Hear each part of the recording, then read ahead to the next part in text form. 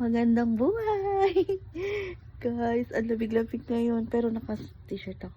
Nilalamig ako pero yung tiyan ko naninigas. Ano ba ginagawa nyo pag naninigas yung tiyan nyo? Diyos ko. Kanina umaga hindi naman kasi malamig. Tapos ngayon, ang lamig-lamig na ngayong hapon. Tapos guys, kwento nga pala ako sa inyo. Yung amo ko, nagpabili ako ng gulay. Sabi ko, talong, ampalaya, kalabasa. Yun ang pinabibili kong tatlo. Konti lang kako kasi ako lang na makakain.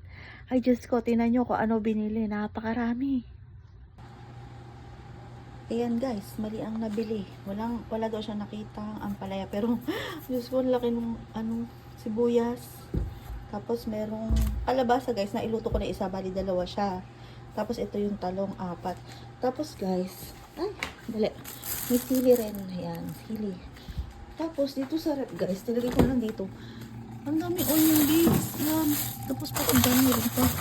Yan, onion leeks din. Puro onion leeks yung binili. Ay, naku. Hindi ko makain ko. Pero, hindi ko alam kung saan ko ilalagay yan. Yan, ang laman ng rep namin. Yan, may 3 pa kami papaya. Parang mabubulok na naman kasi si Lola ayaw ng papaya. Yan, meron kami makopa. Tapos, ito orange. Tapos, ito yung nakita ko na yun matagal na. Diba? Ito may cold noodles. Lugari balik. Hindi ko alam kung ano tawag din. Yan ang sauce. Yan! Mukha lang ako dyan. Pag ito guys, masarap din ito. Parang pudding. Ito yung gelatin. Yun. Tapos guys, hindi ko nga pala napakita sa inyo. Binirin niya ako ng maliit lang naman. Sabi ko, konti lang na baboy. Na karne ng baboy. Tsaka yung isda. Hindi ko ina-expect na bibili rin niya ako ng isda na ano tawag doon? Bangus belly. Ayan, may muta pa ako. Yan guys, nilalamig ako ngayon dito. Yun lang, na-chismis ko lang. Yan, malapit na tayo umuwi. May countdown na. Medyo guys, nag-ice-ice na ako ng gamit ko. Yung nakamaleta na iba ito. Tatapon ko na lang iba kong damit dito. Kasi, yun na may mga luma ko ng damit na dala ko pa dito. Medyo mga na, maninipis na. Tsaka, pero gusto kong isinusuot talaga yung maninipis kong damit. Tsaka yung maluluwang kasi komportable ako. Yun lang, wala nang suklay-suklay. Paalam!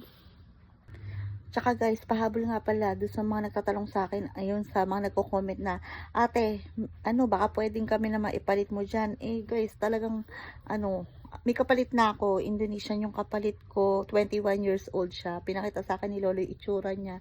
Ngayon, kukwento naman sa akin sila pag ganon. Siya, bata pa, single. Pero parang nakita ko sa picture niya, ngiti-ngiti siya, parang jolly naman siya. Ayun. Kasi ang mga Indonesian kasi nakakaintindi na agad sila ng kasi nag-aral nga sila. Ayun din yung advisable na gusto nila. Ayun na doon sila sa Pilipino, baka mapahamahal na naman sila, tapos iiwan na naman sila. Charis! Yun lang!